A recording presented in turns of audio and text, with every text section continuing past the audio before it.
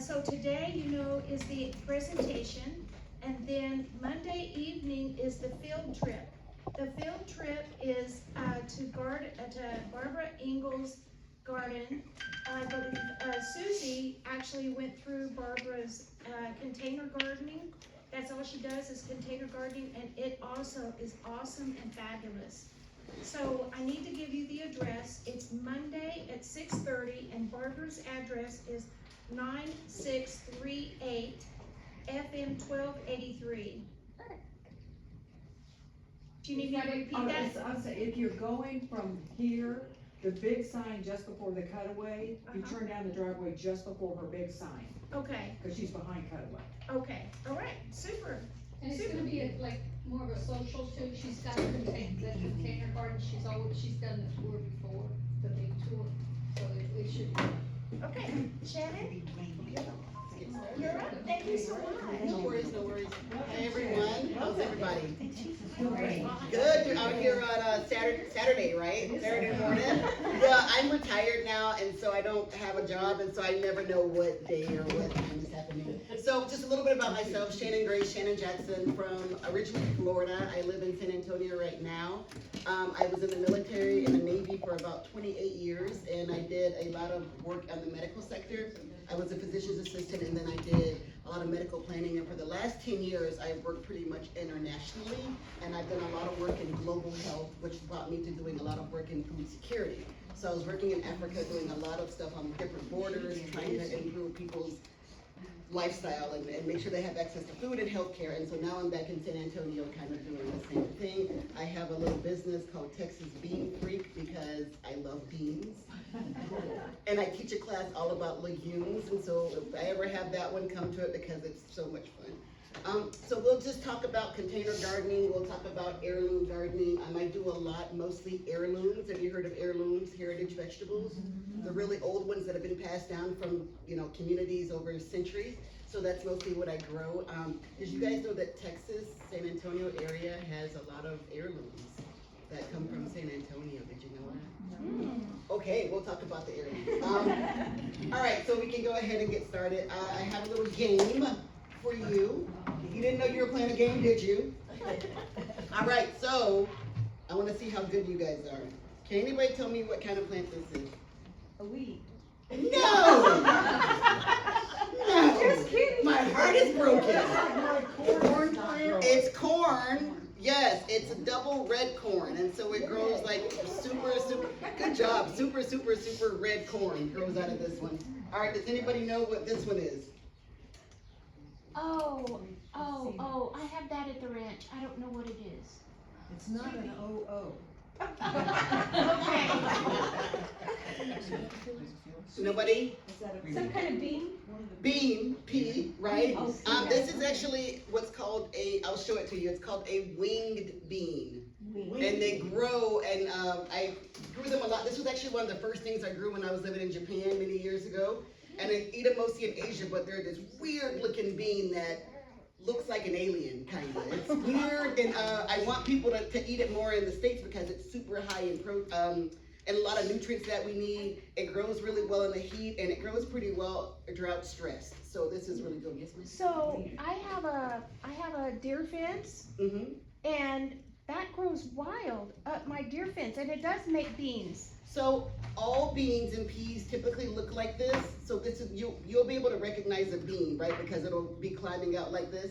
So it's probably some sort of bean. There are beans and peas and legumes that just grow naturally as well. Okay. Not that you can eat all of them, so I highly would not recommend that you eat it. Okay. Unless you get a real botanist No, to tell okay. you that you can eat it, okay? All right. I'm like a fake botanist, like I see a botanist on TV kind of botanist. Anybody know what this is? These leaves? Not a cucumber, but cucumbers do look similar. Squash, right? So I think this one is called a Tahitian melon, but it's actually a squash. It grows a big giant squash. Has anybody grown squash in San Antonio or San Antonio area? I'm trying. I've tried. Has anybody successfully grown squash? Yeah. Awesome, all right. Most people are like, no. And I think, are you all from this area? Like this? Yes. Yeah, I think it really depends on where you live. Like some people in some areas are like, I grow squash great. I go to other parts of town, they're like, I can't grow squash here. We have vine borer pressure a lot, and so it's all about picking the right kind of squash. And this is a very, very special squash, Tahitian squash. Tahitian? Tahitian melon, but it's a squash. So I wanna talk about containers. If I start talking about squash, we'll be here for 7 hours because I love it. So if we have some time, I'll talk specifically about squash. Anybody know what this is? You don't. No, I don't. We're gonna say no. All right. It is called clipdaga, or it's called lion's ear. It's a plant that's used medicinally from South Africa, and I think I have some photos of it. Mine right now is about 6 feet tall, and it grows like a stem, and then looks like a big flower, but looks like a lion's mane, and then a stem, and then the flower. It's pretty How do neat. you use it medicinally? That is a question you have to ask an herbalist. I don't know.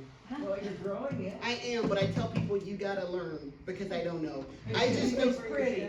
I'm sorry? Do you use it for yourself? I don't, so a quick story, we can keep going on with this. People asked me if I would grow medicinals for them and if I would grow things that people can use like witchy herbs and stuff.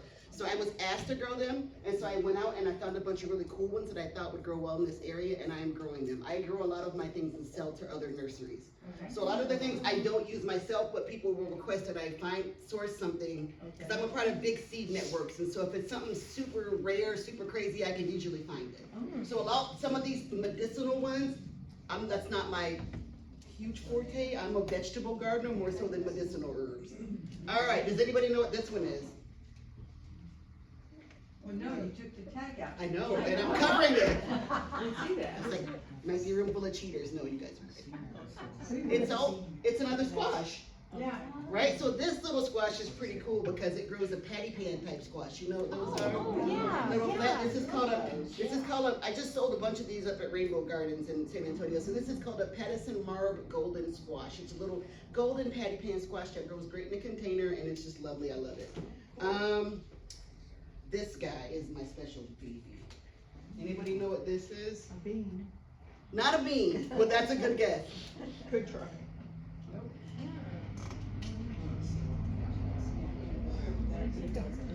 Okay, I want you guys to look at something. See how it's got little spots on it? You see those little spots on the leaf? You see the spots? All right. This is a very, very, very special heirloom watermelon called a Moon and Stars watermelon. So why is it called a Moon and Stars watermelon? You see those little dots? The actual watermelon gets about this big, and each watermelon will have a big orange spot, yellow spot representing a moon, and then it has these cascading kind of dots representing stars. So it's called a Moon and Stars watermelon. It's a super old heirloom watermelon that grows super well in the south. Most watermelons grow really well in the heat. Where's my dog? She's right here. She's fine. She's right Making here. sure you guys are good to go and I'm safe. She's fine. You know, she's an Australian shepherd, and I used to think that she thought that I was her shepherd, but I think she thinks I'm her sheep. Oh. She's like, here. baby. Does she need to go out? I think the door's not open right enough. I think she's fine. Yeah, she just, She'll run away if she gets out. she's like, what is happening everywhere? All right, so we'll go ahead and get started on this. This is the fanciest TV I've ever seen in my life, I'll tell you that. So this is what we'll talk about today. We'll talk about why we should grow in containers, if we should grow in containers, benefits of growing, and we'll talk about location, and then the who, what, when, where, why of containers, and then we'll talk about some plant varieties that are really good to use for containers. So why grow in containers? Why? Space, Space, okay. water, Water, okay. soil. I mean, like, I'm on a rock. Okay, exactly, that's a big one, right? What are some other reasons? More manageable. More manageable, and it's pretty, right? You can put them in decorative pots and it's really beautiful, and also they're manageable, so that means you can pick them up and move them around if you want, right? Awesome. All those are reasons. Wait, I think I did that wrong, all right. Oh, look at that. All right, these are the things that we talked about. Yeah, weeds is a big one too, although a lot of my containers have weeds now. which is great. It's not, I pulled them out, come on. All right. So we'll talk a little bit about location. Have y'all heard of hardiness zones? Yeah. What does a hardiness zone tell you? Does it help you? High and low temperature. Right? What does those hardiness zones tell you, the USDA zones? The whole United States is separated into these different gardening zones, right? And it depends on things like temperature, like rainfall, kind of how it's divided. So this is Texas, and Texas is really interesting. It's very interesting because it's so huge. I guess that's a word to describe Texas, right? Interesting. So do you know what hardiness zones that you're in? 8. 8? I think. I think we moved to 8B. I thought it was 9A. So it depends on where you live, but where I am, it's more 8B, 9A. In some areas, it maybe more 8B and maybe more 8A. It kind of depends. And so basically, they're just. I'm sorry. Didn't they just redo the hardiness? Yeah, I think maybe like 2 years ago, and we moved from an 8B to a 9A, which tells you what?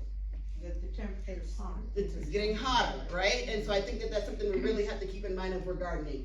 I like to garden for the future that we're going to. So I think that we're getting hotter, we're getting drier. So I like to grow things that require not a lot of water and can really deal with the sun. All right.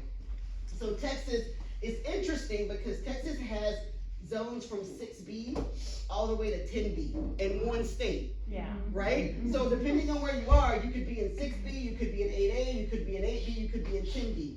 Why is it important for you to know that? Especially for vegetables, but like native plants is really important to understand the differences. Why? But you can't grow something in a zone that it's not hardy. Right? I mean, you can if you want to make your life more difficult. And sometimes I do try to make my life more difficult, but yeah, right? So just because you pick up a native plant specifically and it says that this thing thrives in Houston, does that mean that it's gonna thrive in San Antonio? Right. Right, because we have different climate. I've gotta keep an eye on her, she's She's okay. All right. Any questions about any of this? Hardiness zones? All right. So, also microclimates. Have you heard of microclimates? Yes. All right, are microclimates important to understand? Yes, Why is that? because you have a microclimate on the east side of the house and a different one on the west side of the house. Exactly.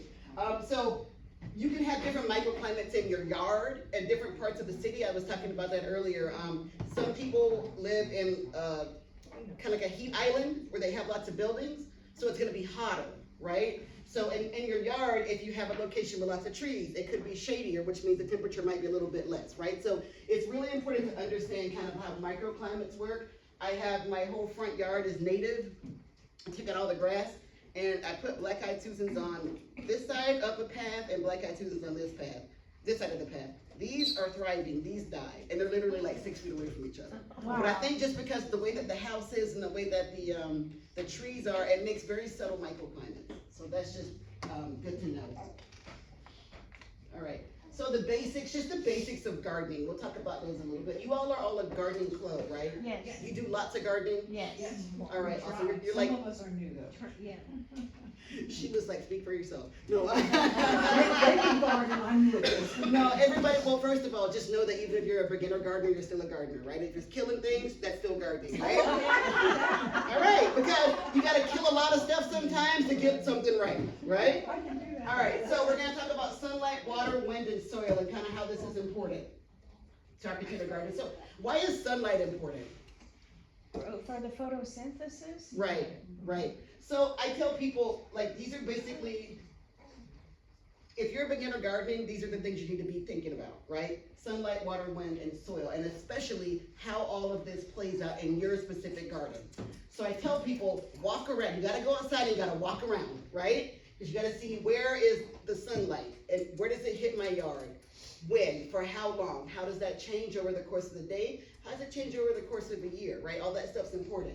Know where you have water, and we'll talk, I have a lot of stories about water. And then wind, it's also noted like, what's the wind like? If you're gonna plant some 8-foot tall corn, you might wanna think about where to put it so it doesn't get knocked over, right? And then soil, we'll talk about soil because we have only amazing soil in San Antonio. Oh, yes. That was a jokey joke, that was not. We got that. All right, so the sunlight. So typically, number one, we're in San Antonio, right? And we don't have that many seed companies that kind of tailor to our location. So my seed company, we try to tailor to our location. So I'm telling you this because when you go in the store and you buy a pack of seeds, you look on the back and it says full sun. Are they talking about Texas full sun? Nope. No, they are not, right? So as long as we all know that, when they say full sun, they're talking about like, I don't know, Colorado or something, not Texas, right? So just know that. So when we say that a plant needs full sun, how long is that? 6 to 6 hours, right? When I say partial sun, 3 to 5. right, and then no sun. Shade. Yeah, so full shade is typically like about under 4 hours of sun. I will say that that's pretty much full shade. And then there's some things that grow really well in less sunlight that have no issues, so it's kind of good to know that, right? If you understand where the sun, how it falls in your yard, then you know how to make good decisions about where to put plants, right? Any questions about this? All right, and then water accessibility. So the thing about water, there's kind of 2 points about water. I like to grow things that are most drought and heat tolerant as possible, right? Because I don't think we have a lot of water, we should try to conserve it.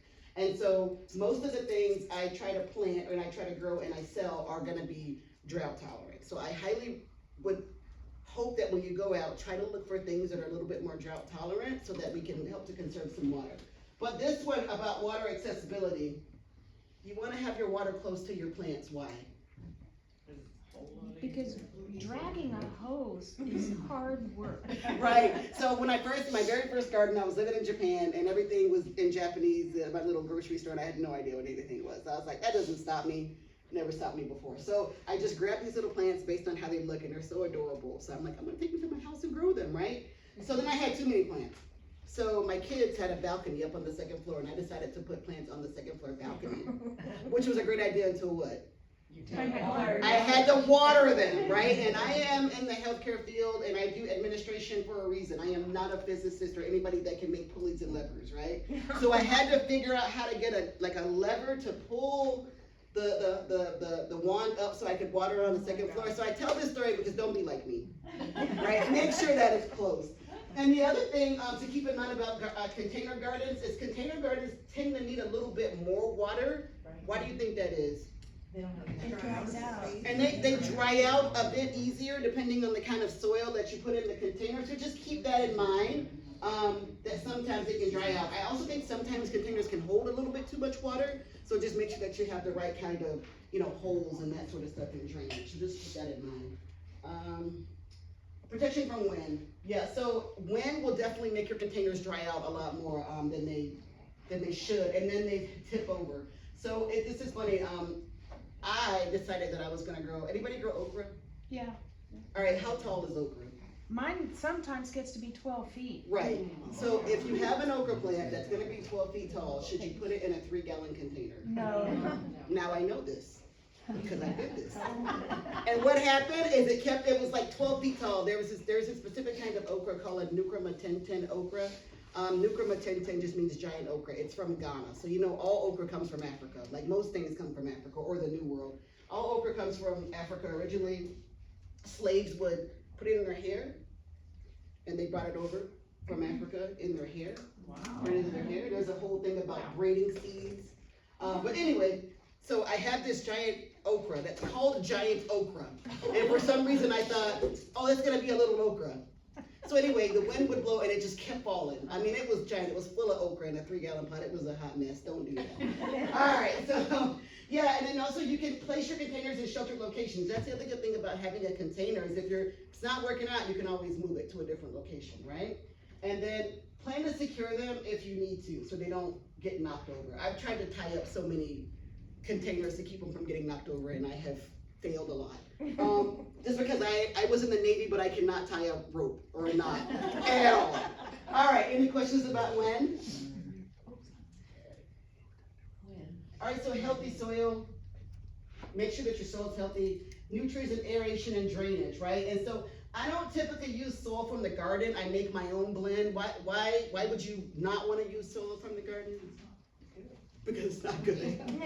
I mean, Right. it isn't. I like being able to control kind of what I put in the mix, and so yeah, there could be some issues with the soil in the garden. I wouldn't use that in my containers. If you're gonna use soil from the garden, just put it in the garden, right? Put it in the soil. Soilless potting mixes, people use that. I do a lot of composting. Does anyone compost? Yeah, try. Yeah. It's, are you really good at composting? No. Me either. I'm trying, I have a composter, my friend just gave me one of the ones that you turn, but my husband built me one and it works pretty well, but for a person who gardens, I am also very afraid of the outdoors, and so like creepy crawlies in a compost is not something I can deal with. What if you open it up and there's a snake laying on top? Oh. But it was a rat snake, so I was safe. I love snakes, but I'm also afraid of them. My kids say that I talk a lot of smack for somebody who's afraid of caterpillars, and it's true. I really do. Alright. Alright, so then the right stuff, containers. Let's talk about containers a little bit. So hopefully no snakes come out of here. I can't guarantee. This was in my garage, and the last time I lived there was wrens trying to build a nest. Alright. So we got some different containers. I don't use Yeah, you use these? Yeah, so I just wanted to bring some so you can kind of touch them and feel them, because some people are really interested in using these bags, but they've never seen one. So I just brought one for y'all to take a look at. So when you're gonna be planting, right, think about the kind of things that you wanna grow. Because you need to think about the container size, the drainage of different container types, and this is what we'll talk about. So, Okay, this one here, does it have good drainage, cause it's clogged? yeah, I'm gonna talk about this a little bit in my next slide. Okay. So then we'll talk about each one of them. So if you Okay. can just hold your questions until then, that'd be great.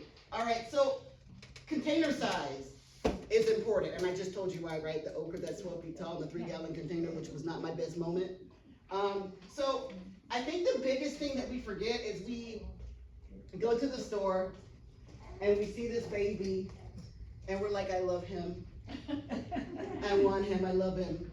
And you're like, oh, he's little, all right, I'm gonna put him in here. And then you're like, he grows and now he's this tall. And you say, oh, maybe I should have thought about that, right? So think about the ultimate size of a of a plant, right? Because that will help you. This will probably get 6 feet tall. So think about the ultimate size. Some of these will stay smaller. I typically, as a rule of thumb, do about 1 plant per 5 gallon. So for a 5-gallon container like this, I usually put 1 plant in it. Depends on, you can do some interesting mixes in a container that's 5 gallons, but if I was gonna put an eggplant, I would use just 1 eggplant in here. This one I think is also 5-gallon or 7-gallon, I'm not sure. But a 10-gallon, I'd probably put 2 eggplant in a 10-gallon. So that's just kind of a general rule of thumb. All right, Excuse me, Yes. how do you feel about, you're talking about your container size here, if you have a tall plant and then you have a plant with shallow roots? yeah, definitely. I think I do talk a little bit about companion planting, which is kind of like what you're saying, so companion planting, we're all aware what that means? Yes. Everybody understands, okay. And so I think that if you can do that sort of thing in containers as well. I just say, think about make good choices about what you put in the pot, right? Okay, If do you, you need to upgrade the I would upgrade the size? pot, so like if I really wanted to grow, so if I had, And beans, for okay, so example. beans, I have 5 gallons like this, and bean plants are small, so depending on the type of bean, if it's a pole bean, which means it climbs, or if it's a bush bean, typically you can put pole beans closer together than you can put bush beans, because they'll go up.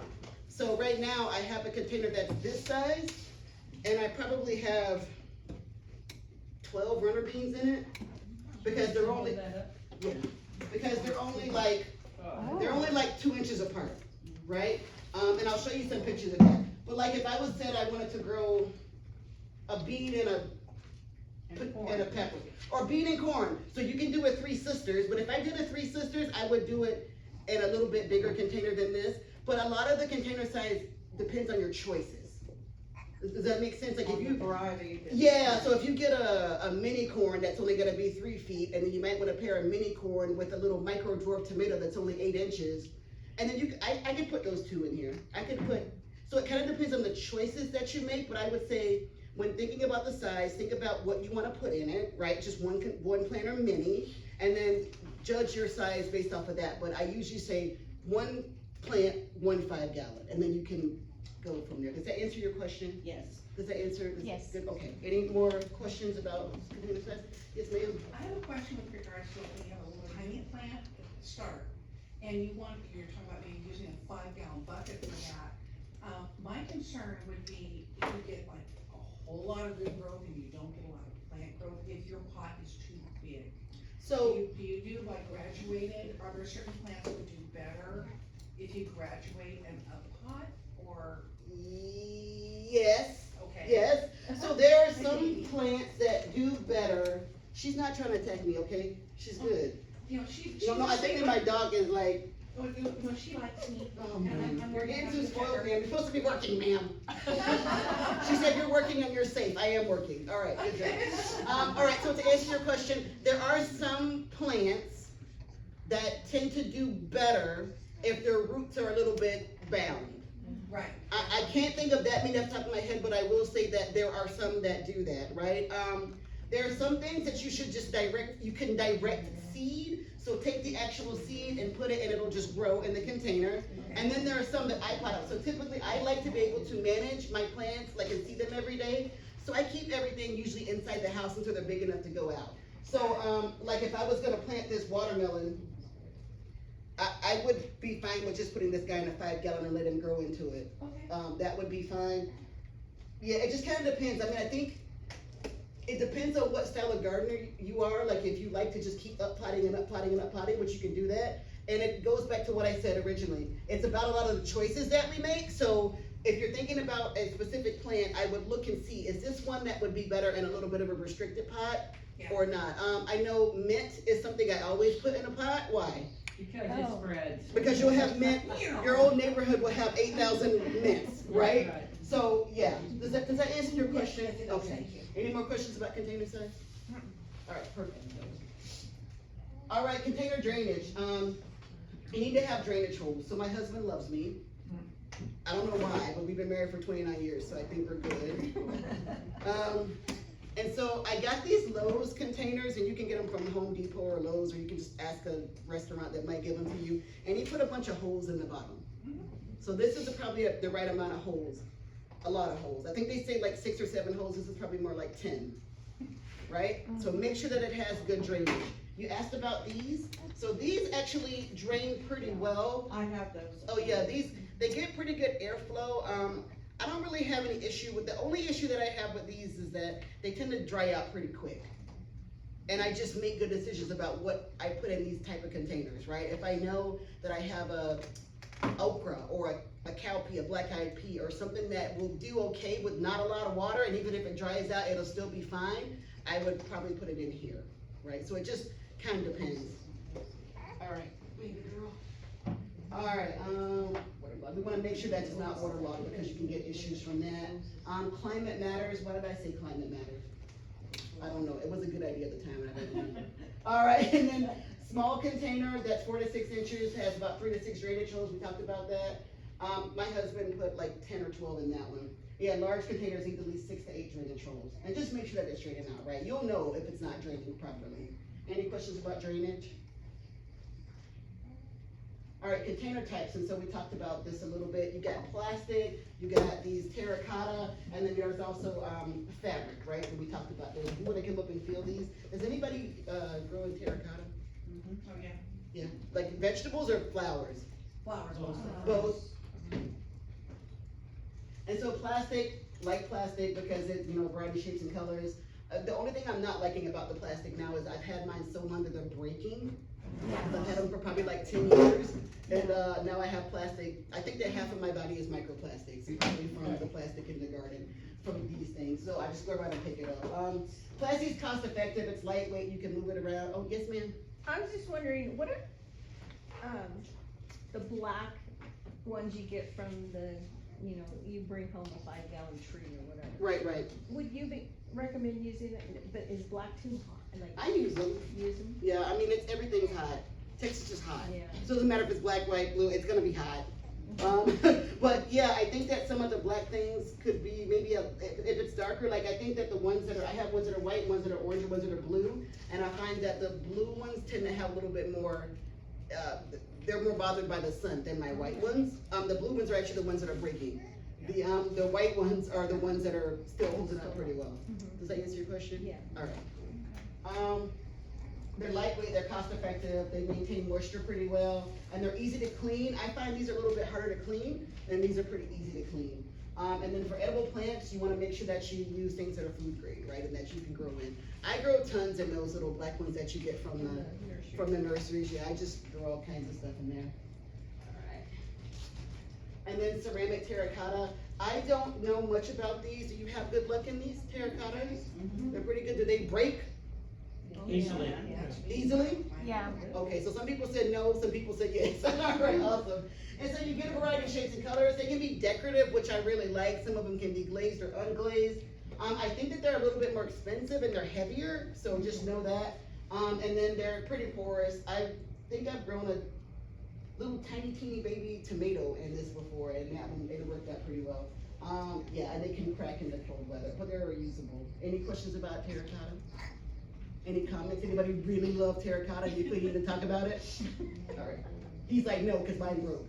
All right, and so then we got fabric ones, and they're lightweight. I love them. They're breathable. They're very easy to move, especially if you have handles on them. I have some mobility issues, and so I don't like bending down too much, and so I like everything that I can put on top of a table also works out pretty well, and you can do that with those or any of them.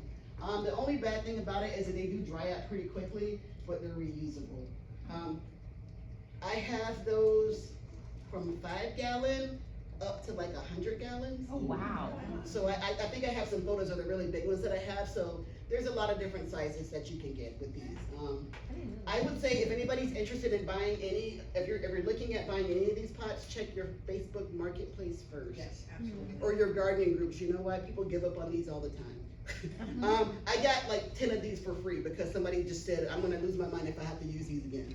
And so I took them, because some people don't like them, and that's fine, but I really like them. All right, any more questions about fabric pots? Okay. And I believe that you can get those, I think I've seen them in green, I've seen them in like a tan color, but I just used the black ones. That's what I got for free. All right, so watering tips.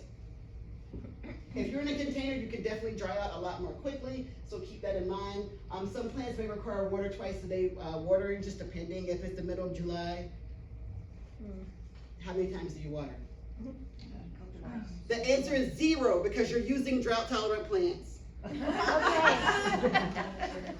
A trick question, right? No, so once or twice a day if you have it on a drip irrigation. If you are one of those people like I used to be out there at noon in the middle of July with a watering can trying to water some plants and you almost have heat stroke, don't do that, right? So water in the morning if you can.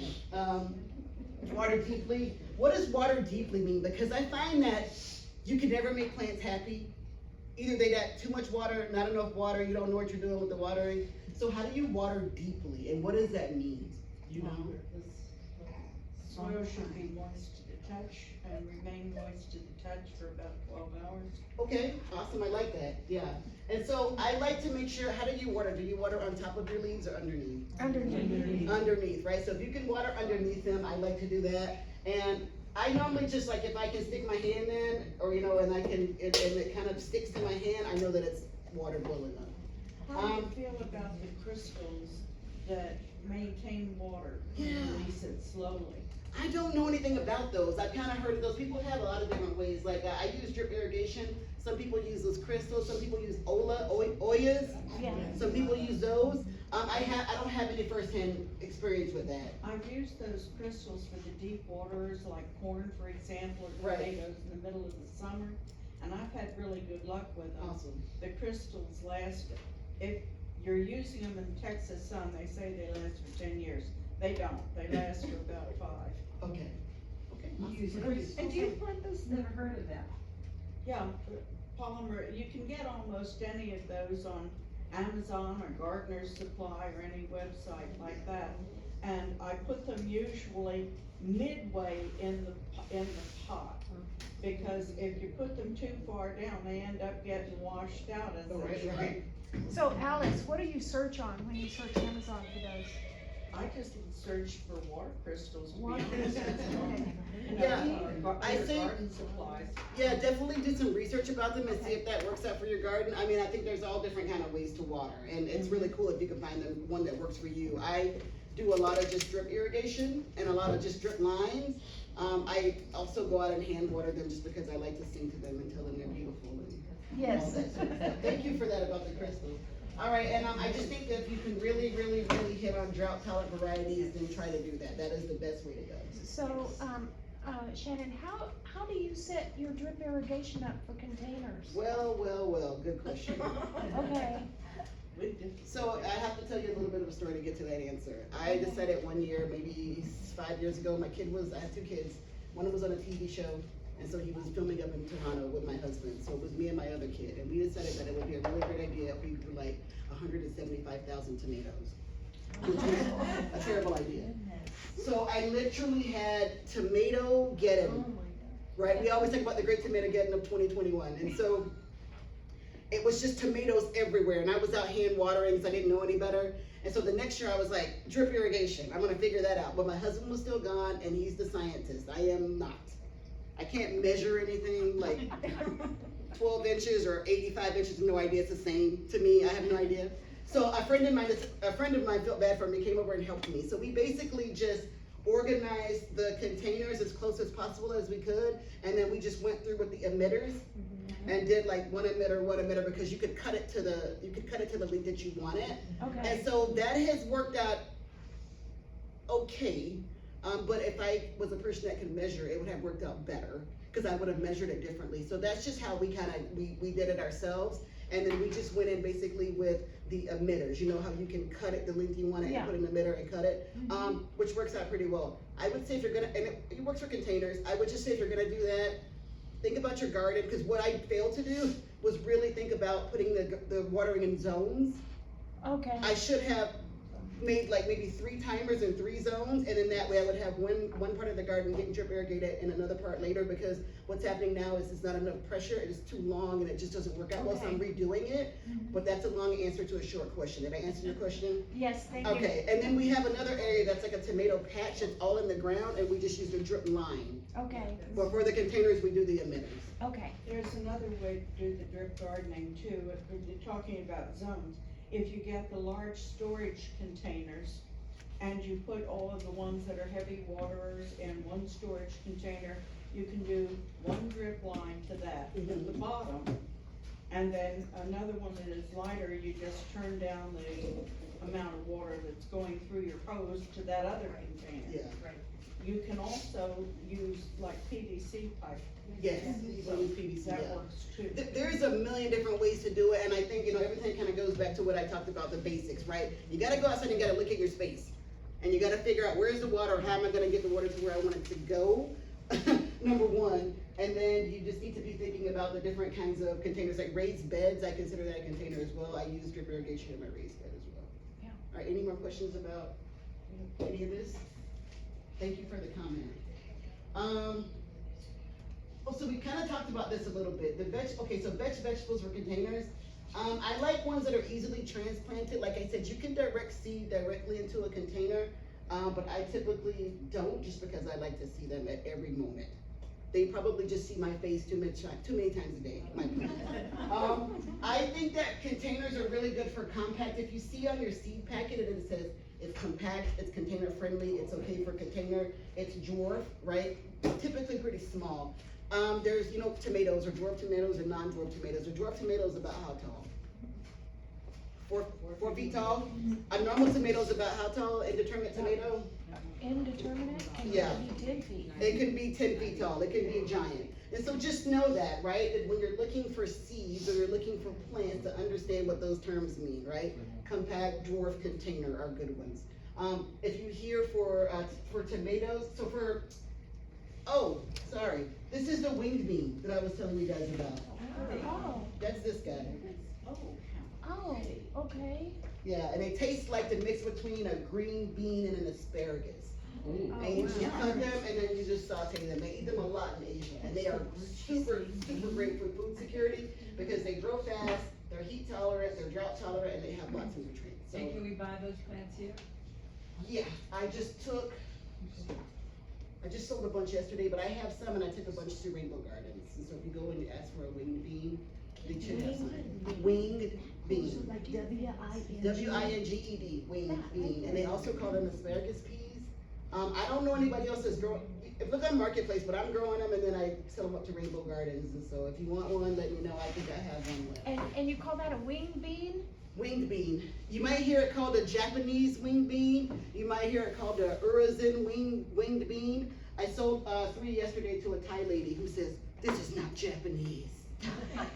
And I was like, okay, I mean, I don't know. I think that they're called Japanese beans. That But looks yeah. exactly like what grows on my deer fence. I wonder what you got growing out there. You got something She's happening. got a lot of stuff. You got going a, on. that's like my garden. I got stuff that's, I'm like, where did you even come from? So, yeah. Yeah. Yeah, that's cool. If you have that growing, then you're super lucky.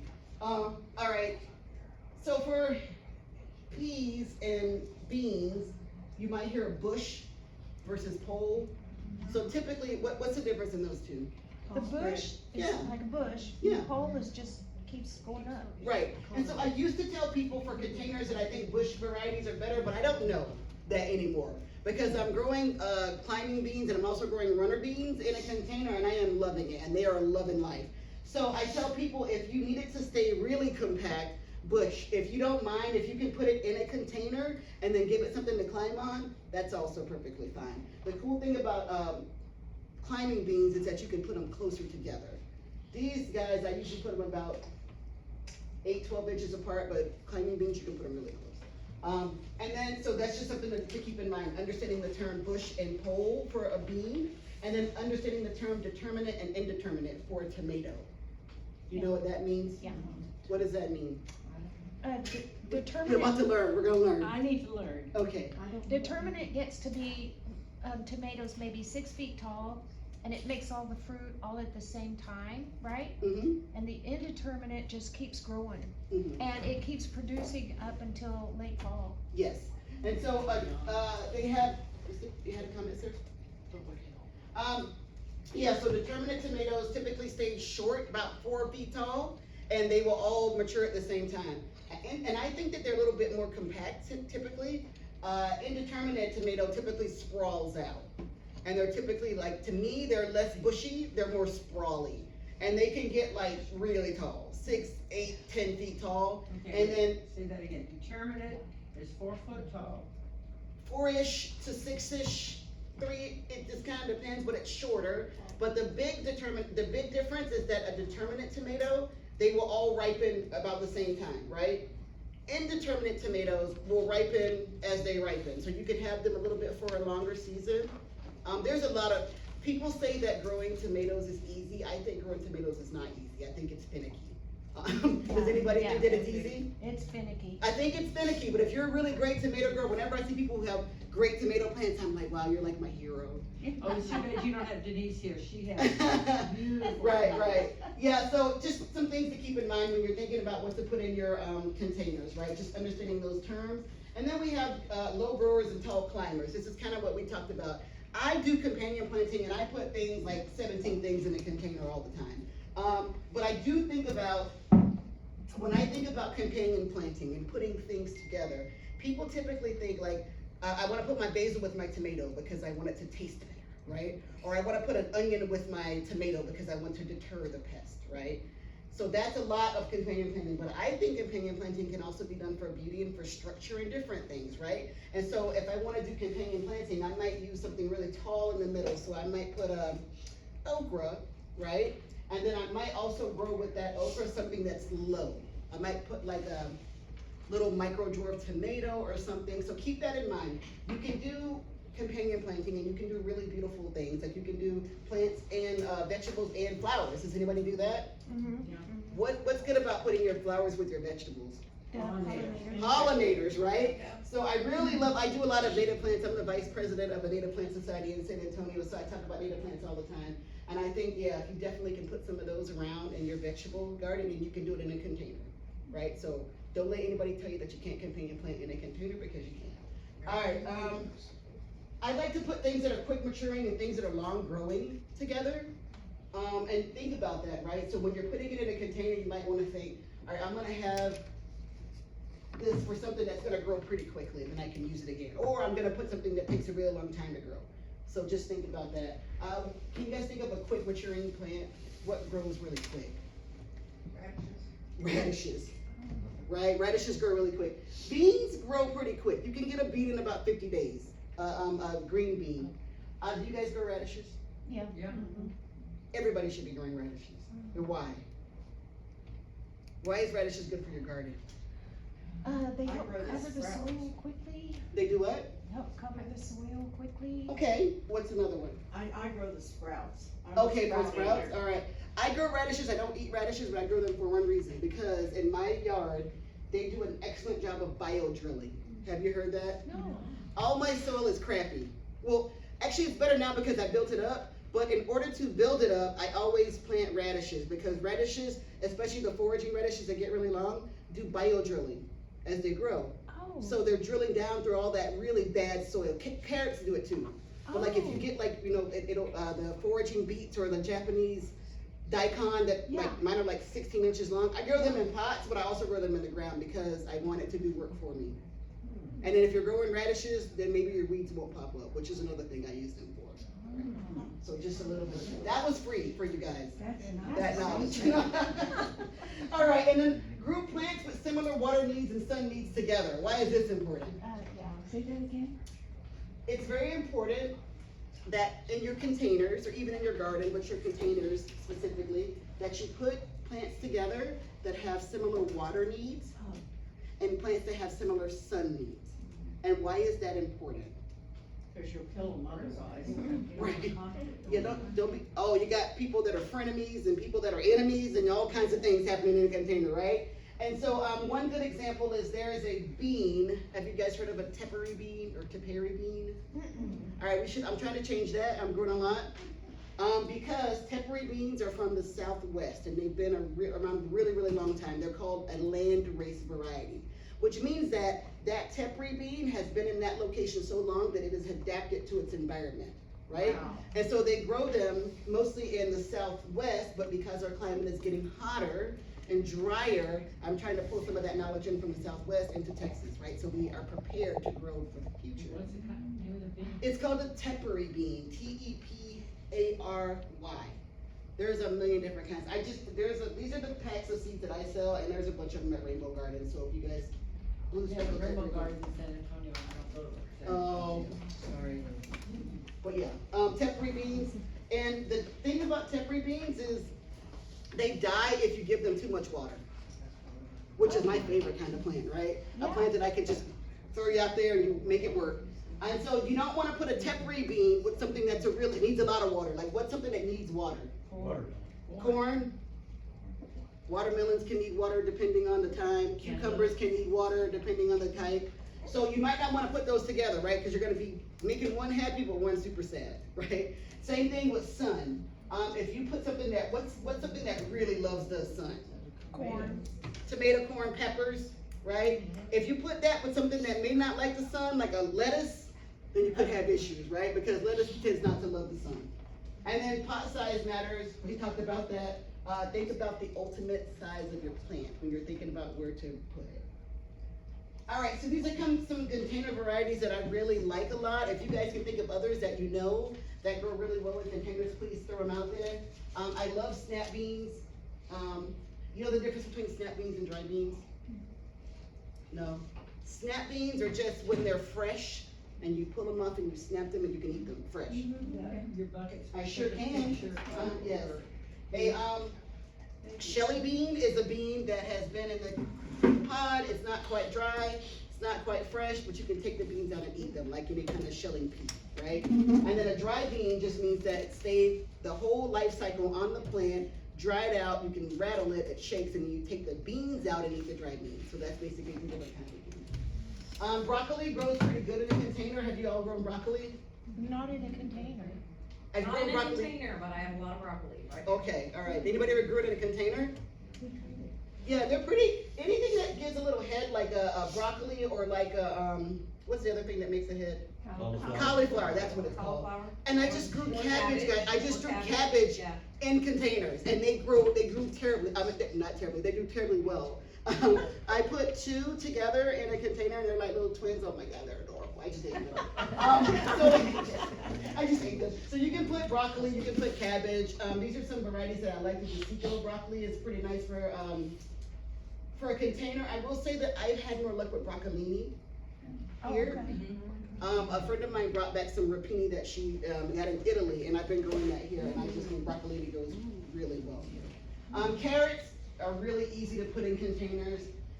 Cucumbers, I like growing them. Dar and Space Master are two that I really like. They stay pretty small.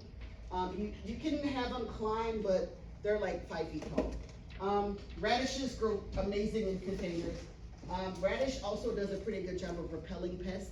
So if you have a container, I mean, if you have the 5-gallon container and say you put something that grows up, tomato or whatever in here, you can put radishes around it. They might not get very big. It depends on what you're trying to use them for. Are you trying to eat them or are you trying to use them for pest control?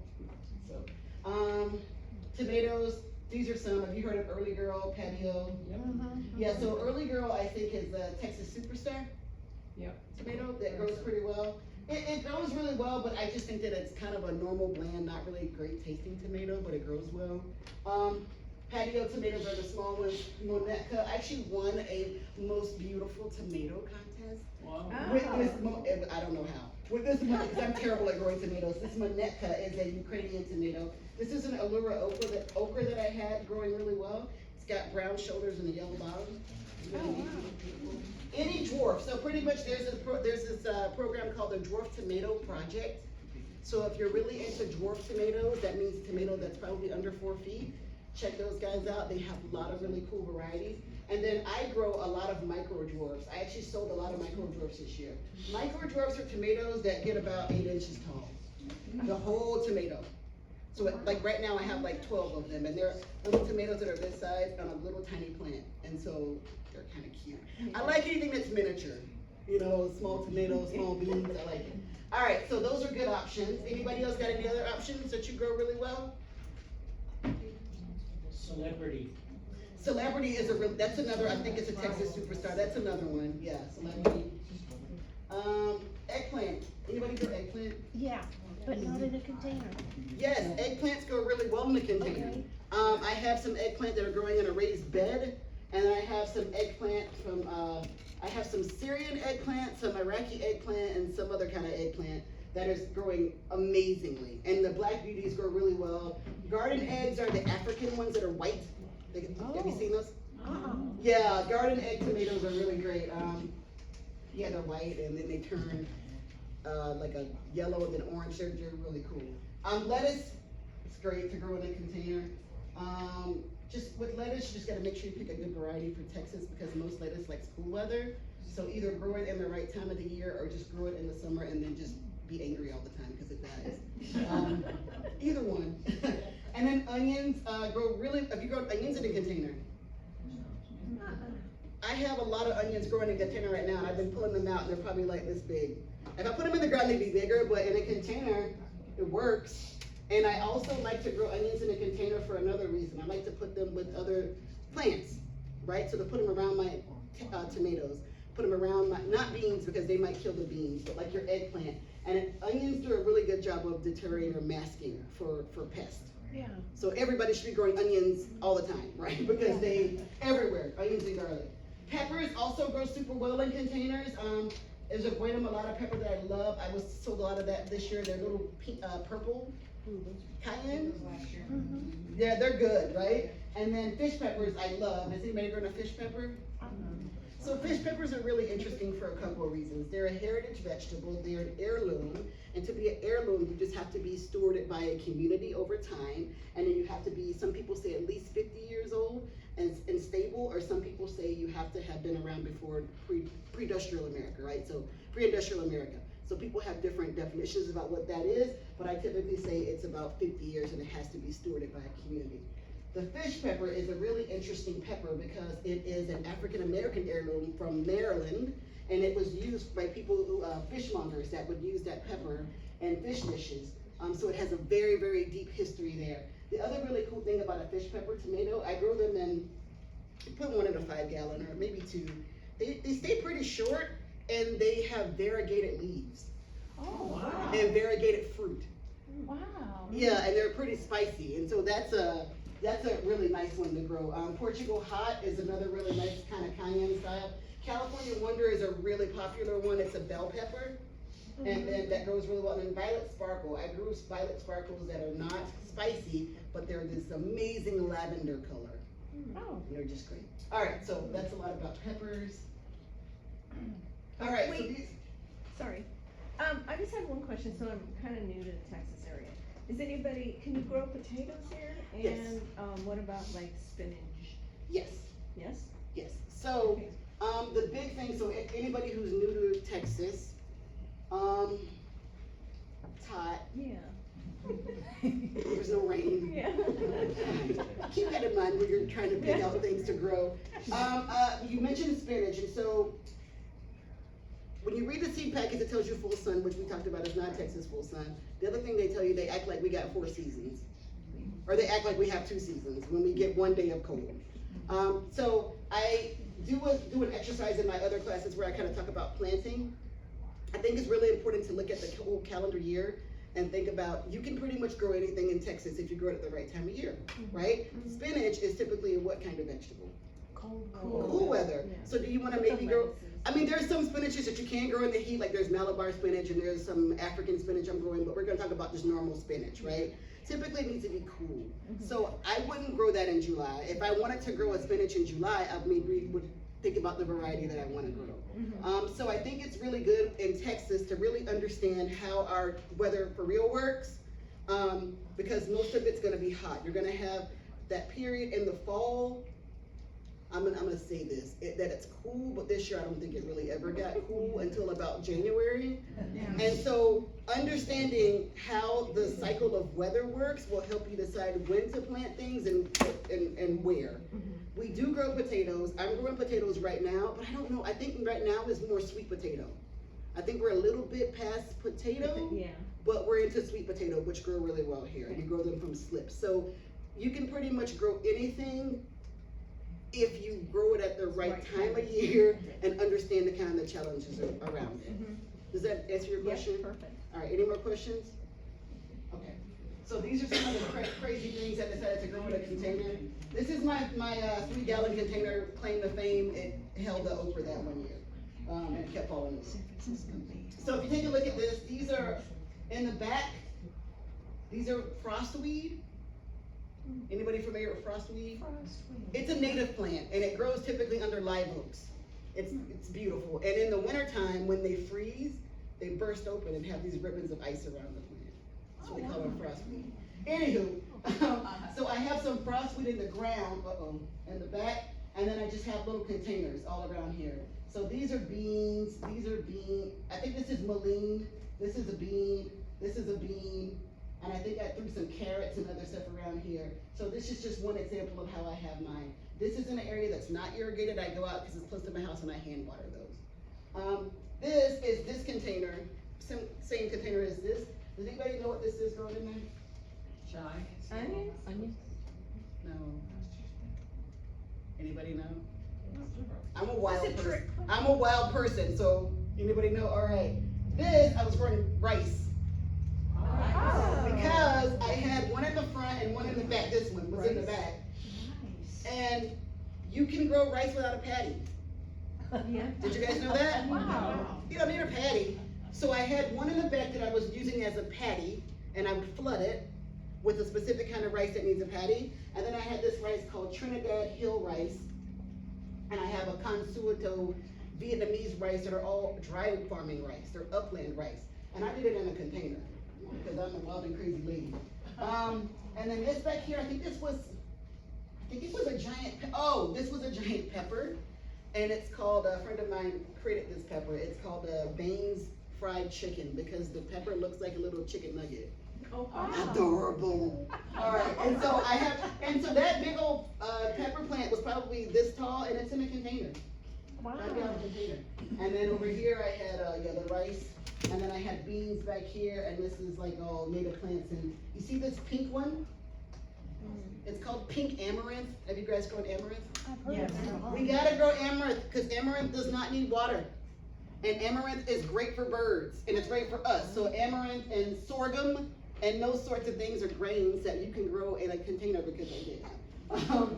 And then this over here is like this was my baby. I had to pull her down because she got cold and died. But this is my baby.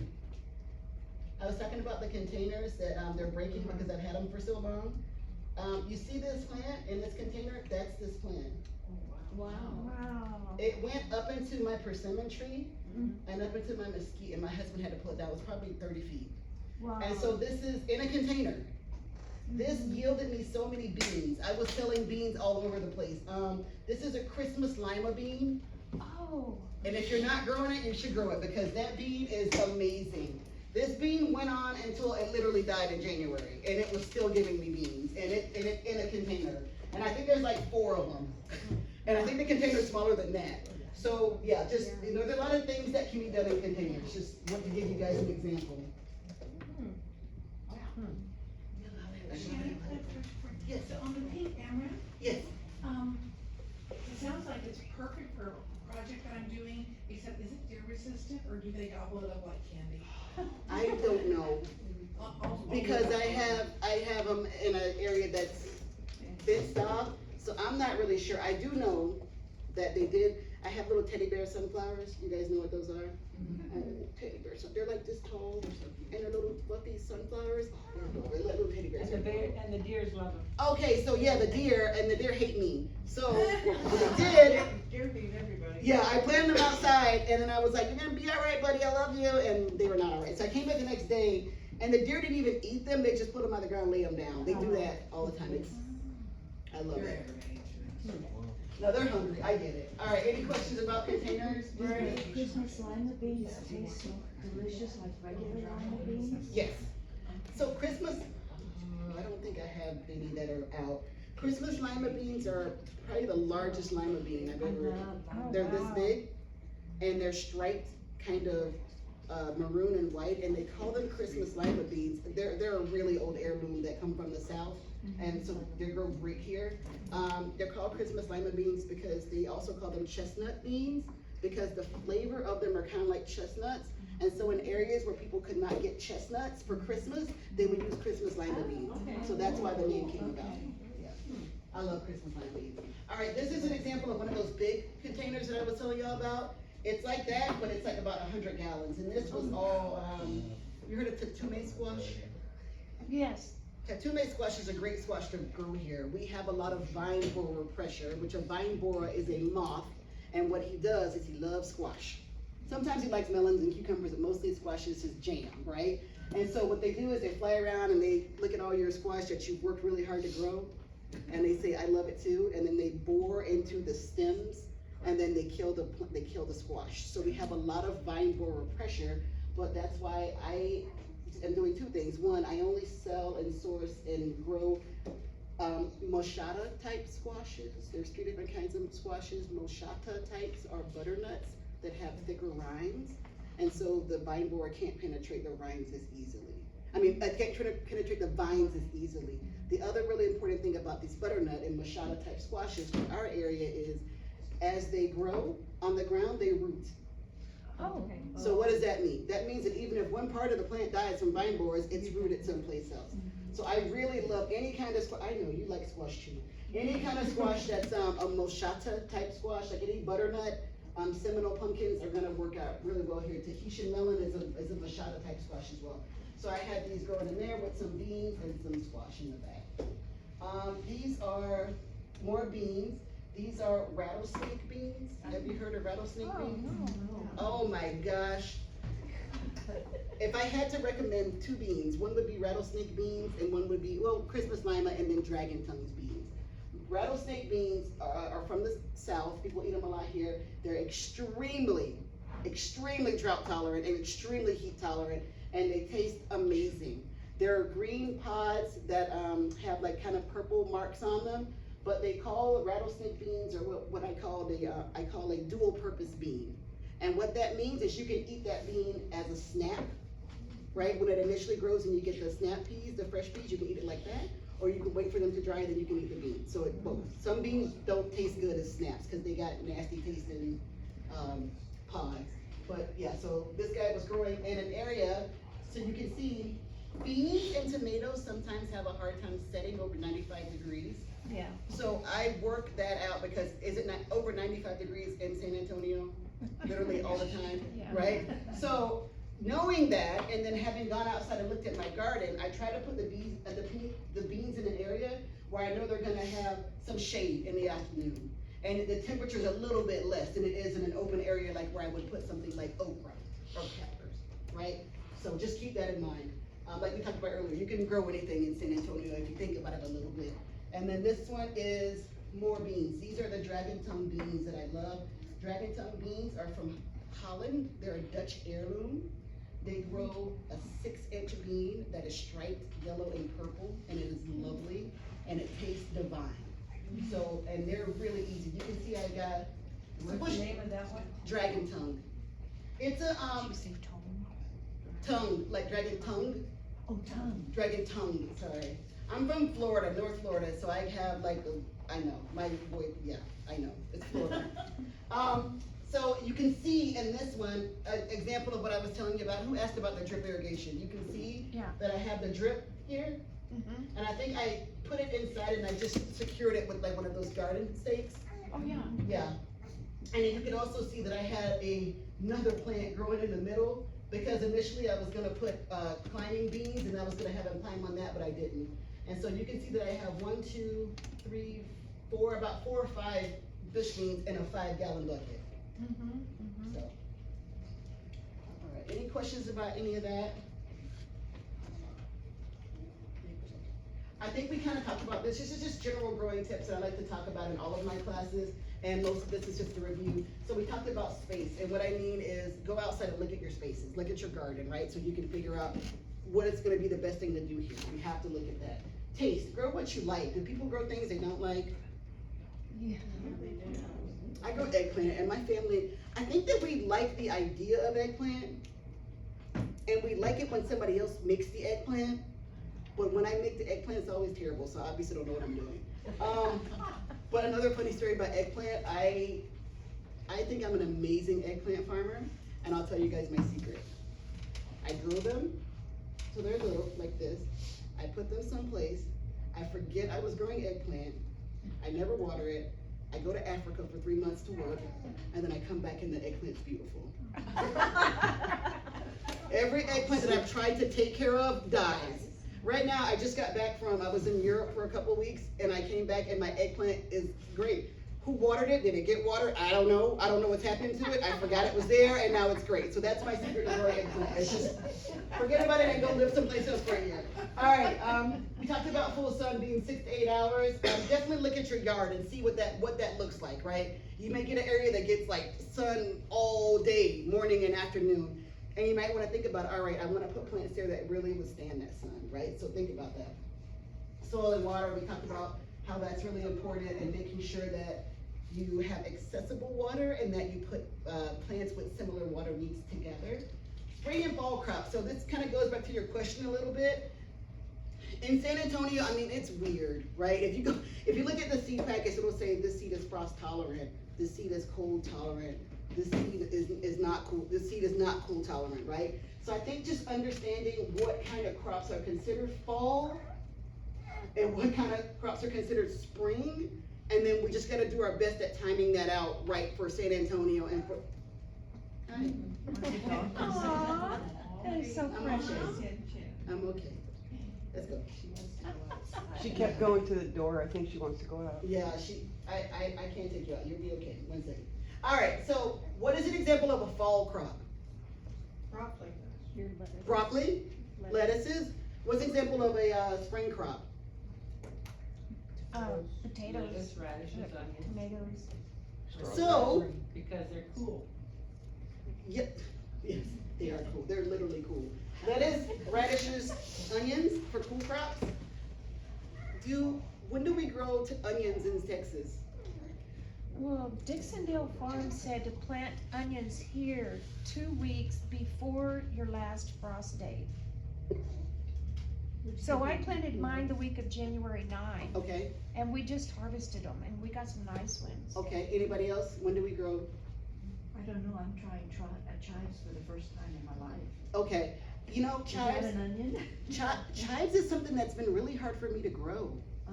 And I don't know why. I think they just hate me. I grow leeks crazy well. I grow onions crazy well. Chives, I grow scallions, but chives I cannot get to take. But yes, you're absolutely right. So in Texas, onions are grown in the wintertime, right? So why is that important to know? Do you know why it's important?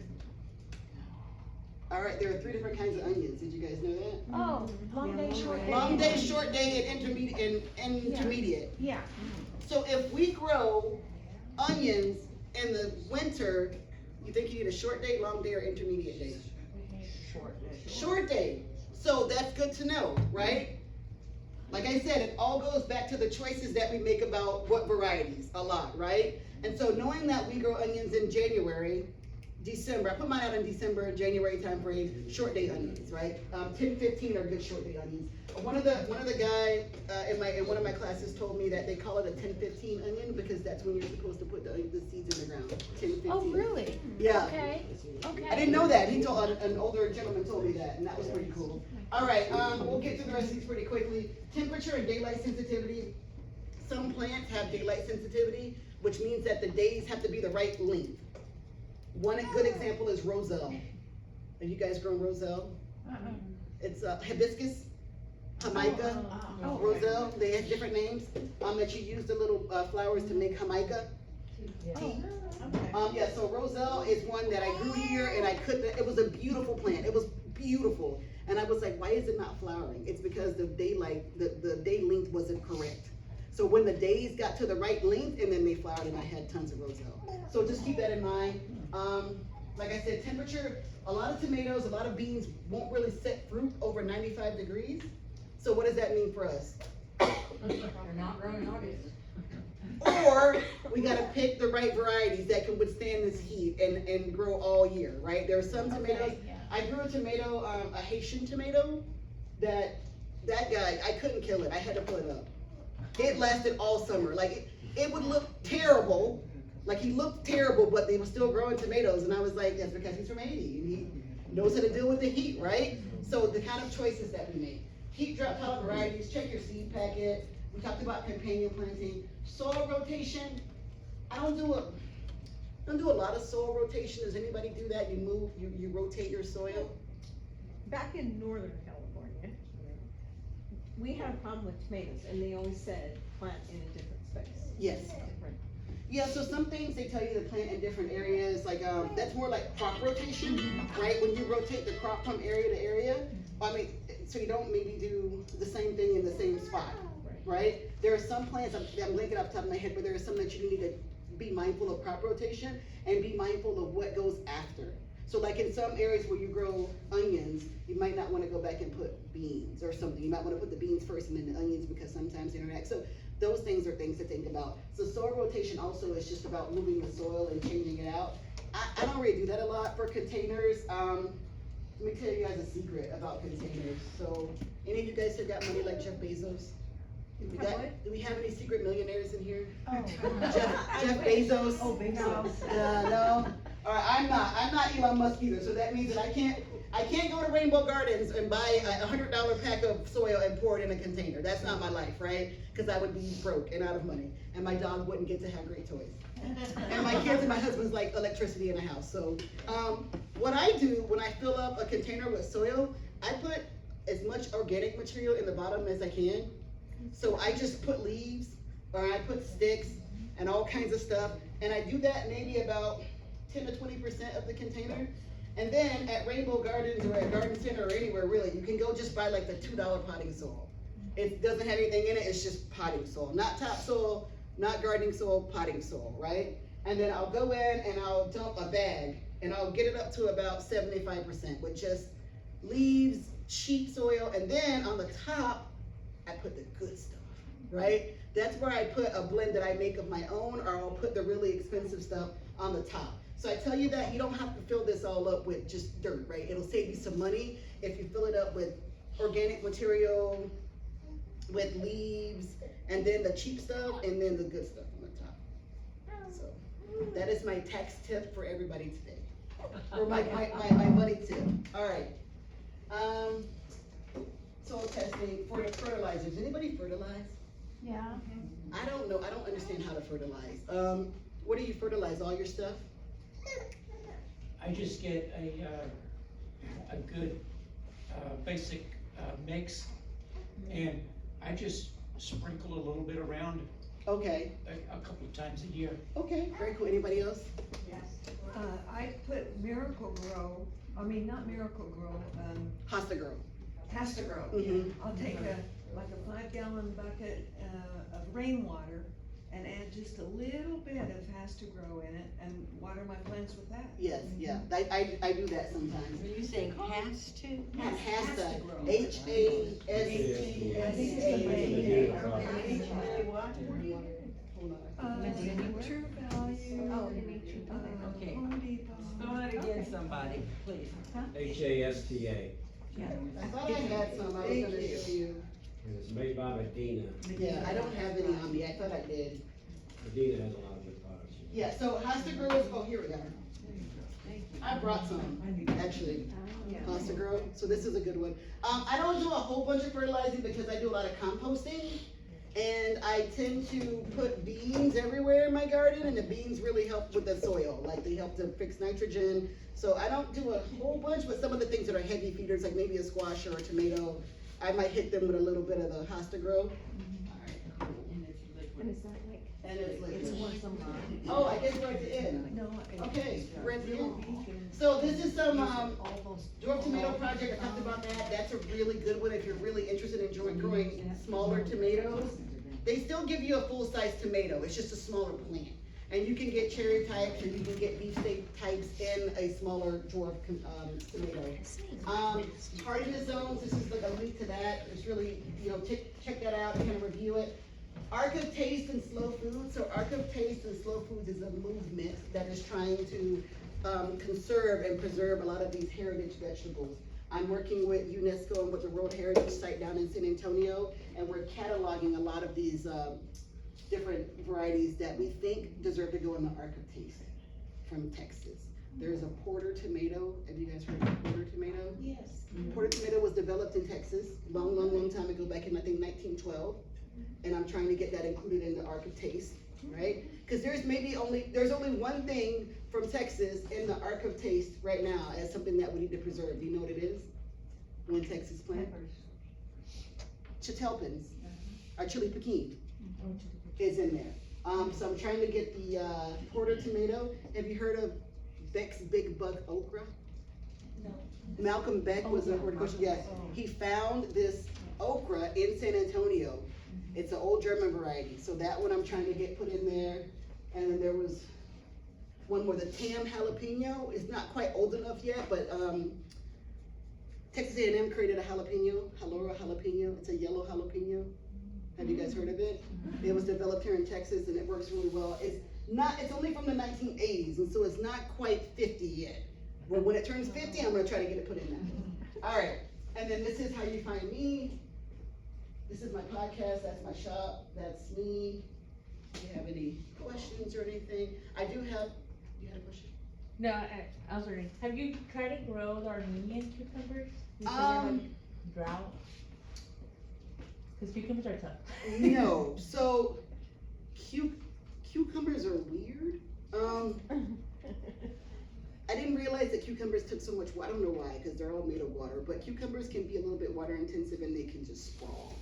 I mean, I had to buy another system of I had to make another pulley system to lift the cucumbers up so I could walk through my garden. That's how many cucumbers I had. It was ridiculous. Yeah, it was crazy. But Armenian cucumbers, so there's a couple different kinds of cucumbers, right?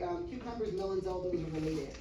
They're like the typical cucumbers that we think of, like your Boston pickling, your National pickling, your Market More, those type. And then there's Armenian cucumbers that aren't really true cucumbers.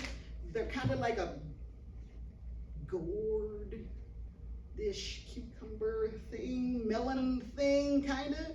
And so you have like different types of cucumbers, like cucumbers mellow, cucumbers sativas, and those would be considered one of those. And I have not grown the Armenian kind. You guys know what I'm talking about, Armenian cucumber? They're really long cucumbers.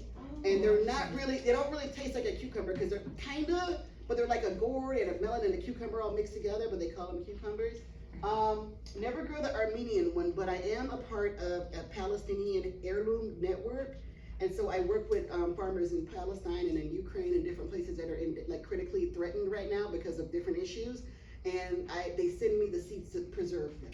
So I take the seeds out of the country, I keep them here in Texas in a seed bank in my house, and then I grow them out so that I can return the seeds back to them when everything's stable.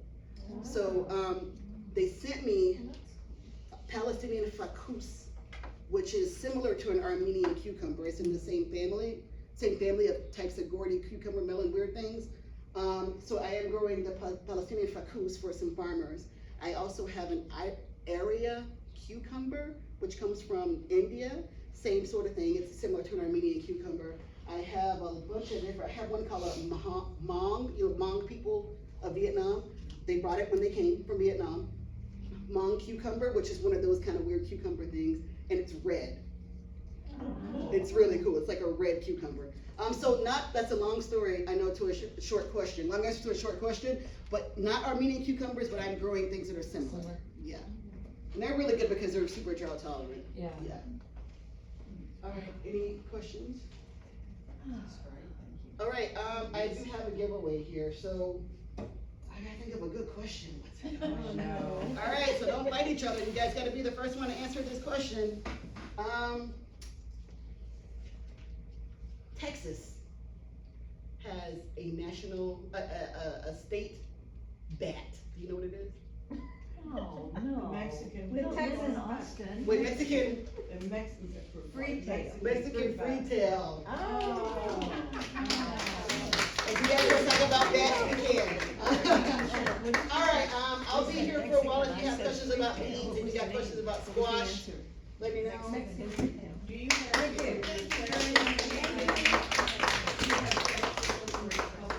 Yeah, so I do most of my classes at Rainbow Gardens. I also do a lot of them for Gardopia. I'm doing some classes in Northside ISD for the school district. I have classes everywhere.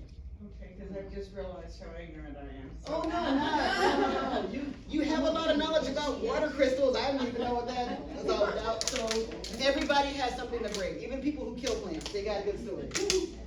I'm there. Thank you very much. These are my food packets. If you see them in either the Rainbow Gardens, please support us. I take the money and I do community work with the money. It's called Texasbeanfreak. Oh. I make $2.45 off of this business, right? So the rest of it, I send all of it. I do lots of community work. So if you support us, you support the community. Yeah. Shannon, thank you. Oh, thank I you. understand you didn't get a raffle ticket. I did not. Woo, Holly, you feel lucky? We appreciate you. Thank you. We appreciate you so much. Oh, thank you. I'm glad you guys enjoyed it. We're gonna have a drawing. And so, Good. okay, I'm gonna reach in and I'm just gonna pick one. And its number ends in 339. 339. Yes, 339. Do you have 339? I wanted to drag in. That's not even close. That's not even Says close. drag in, you drew Susie. Oh, okay, Drag in, you drew Susie. okay, all right, let's do that, Okay, yeah. All right, oops, this one ends in 348. That's her. Okay, so the big surprise, first of all, the little plants are the original prize, but we had a very generous donor who came in this morning and decided to also buy a garden tour ticket, which comes with a raffle ticket as part of the prize. Oh, wow. We have 3 of those, so that's number 1. Alright, so here's the next ticket that I'm going to call is 341.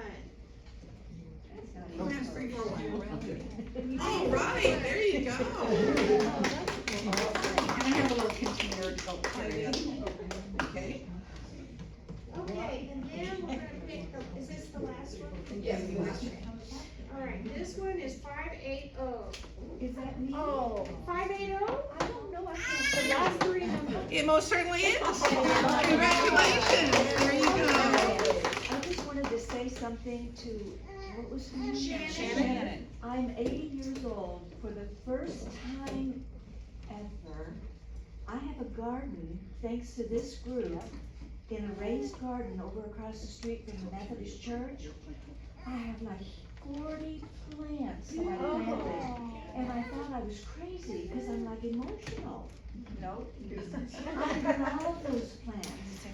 I talk to them. Yeah. And I got little tiny, banana peppers. Oh, yeah. I have like 6 plants of those, and amongst all of the chives and the herbs and everything, and then I planted, who knows why, 2 different kinds of lavender plants. Awesome. I have no idea what I'm doing. Yeah, I killed my lavender, but keep going with the Yeah. lavender. Lavender's fun because it doesn't really need water. Oh, Well, I okay, didn't put know this way, at that. least mine in my garden, I gave them too much water and they were like, I don't like I this. didn't know And so I that. gave them less water. How are yours doing? Good? Well, I'm gonna go today. Susie's got me helping, she's helping me, and I'm gonna go, she said I have to read. I'm just learning, but I am probably not overwatering, cause I have one of those Olafs. Oh, yeah, Yeah, you're probably doing a good job with the watering. I was doing a terrible job. I'm like, I'm a very, my plants gotta thug it out gardener. Meaning that like they gotta kinda be resilient enough on their own. You Like can if, harden them off though. yeah, if I have to go out and do too much to them, then they can't be in my garden. They gotta be strong. And I think that's only because, and I think that's what me and the lavender. Lavender's not native, and so if it's typically not native, I don't grow it a lot, but I was really curious about lavender. And it just died recently, but yeah, I think that's because, I'm trying to breed squash. My goal in life is to breed the most perfect squash for San Antonio ever. So if it's not a squash, or if it's not a bean, that means you are on your own in my garden. I got no time for you. And so why is that though? Because I wanna create land races, which means I wanna create vegetables that I grow in my community that work in my community, right? So I want people to not have to spend a lot of money and have to put a lot of inputs in the plants. So if you're supposed to be drought tolerant, if you're supposed to be heat tolerant, and you do not meet those 2 wickets, you just have to die, because that means you're not working in my garden. Because, There you go. right, and I mean, I think that that's kind of like, that's a way of doing breeding, right? That's a way of kind of selecting, and so that's typically what I do. So I really pay a lot of attention to the squash, pay some attention to my beans. I'm really good at beans now, so not as much. So that means that the tomato plants out there have to be on your own. I can't be taking hornworms off of you. I can't be like, you gotta figure it out. But I think that that's good. She's like, no, my God, you're making me have anxiety just by saying that. Like I decided that this year I wasn't gonna, I'm growing some Palestinian tomatoes, and the way that they grow these tomatoes in Palestine, and they have a little bit different climate. They're actually surprised that I was trying to grow them in Texas. They didn't realize that Texas is a crazy place to grow things. The Palestinian farmers were like, what? That's crazy. I'm like, I know. So what they do is they have this heirloom tomato. They grow it inside until it's about maybe this big. And then they go in and they dig a hole 12 inches deep. They fill it with water, let it drain. They fill it with water and leaves, and then they put the little seedling and then they cover it with like leaves. And they never water it. Right? And so they kind of time it around the rainy season. And I was explaining to them, we don't really have a rainy season, although this year, I think the last rain that we got would kind of be a rainy season, right? Yeah. So I told them, I said what I did, because I know you planted with the rainy season. I don't know what our rainy season looks like. It changes. I'm gonna put them out in February and just let them grow. And if it rains, they just get rain. So I have 2 of them in one area of the garden where they get no supplemental rain from me or water. They just gotta live or die. And they get, one of them is in a cage, he got that. The other one is on the ground, because he's not getting that, because you need to be able to grow on the ground, because tomatoes grew on the ground before we started putting them up, right? So I have those 2, and then in my other part of my garden where I have some sunflowers kind of providing some shade, I have 2 more of the same plant that are on drip. So I'm trying to figure out which one, how they work better, like the traditional Palestinian way. Does that work better for Texas, for me specifically? And then if that plant does great, then that's the one I harvest the seeds from, right? Because I don't want people to have to put a lot of inputs, because I think everybody should be able to grow no matter what your economic status is, right? And you should be able to grow in whatever you got, whatever pots you got. You don't need to buy a whole bunch of stuff, and you can make it work. So yeah, I know that's a How do you long answer, harvest your but seeds? which one? tomatoes. I'm really bad at harvesting tomato seeds, but what I do is I take them out and then I put it in water and I set them right to the top and then I take them out and clean them. And that's the way that I save them. Some people do like fermenting, with the seeds. Sometimes I'll take them and I'll just smash them in like a really thin, like, what's it called, like a colander? The mesh one, I'll use that to kind of get them out, but mostly I let the tomatoes float and then I get them out of the pulp. Tomatoes to me are really hard to harvest. Eggplants are hard to harvest, the seeds from. Beans, I just let them go to seed and then I just, when you can hear them rattling in the pod, they're ready. I take them out. I can do that kind. Yeah, peppers are easy, cucumbers are easy. Look up online, how, different methods to harvest, to get the seeds out of tomatoes. I just do it with water. But when I was at a seed conference a couple of weeks ago, they had like a bunch of different ways, and I was like, well, I'm doing this the hard way. So there's definitely easier ways to do it. Okay, I'll look it up. Yeah, look it up, no worries. I just have a parsley question. Yes, I love it. parsley? Okay. I love it. There's the short one and there's the tall one. Mm-hmm. And I've started a little garden on part of my porch. And I've eaten so much of the parsley that, it's in a pot about this big. And I don't know if I've eaten it too much. Is it gonna go back? Parsley? Parsley grows back. Oh. But the thing is that when it seeds out on my parsley, I only planted it once, and then It reseeds? when it seeds out, I just do this with the seeds Okay. in the area, and then it comes back. Yeah. Okay. Yeah, it comes I back. can have, it seed. yeah. Okay.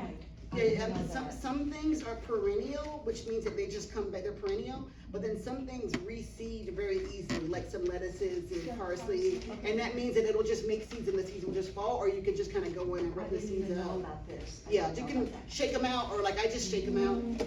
Yeah. Thank you. No That worries. was really wonderful. Thank you, all right, baby. This was the best presentation, thank you so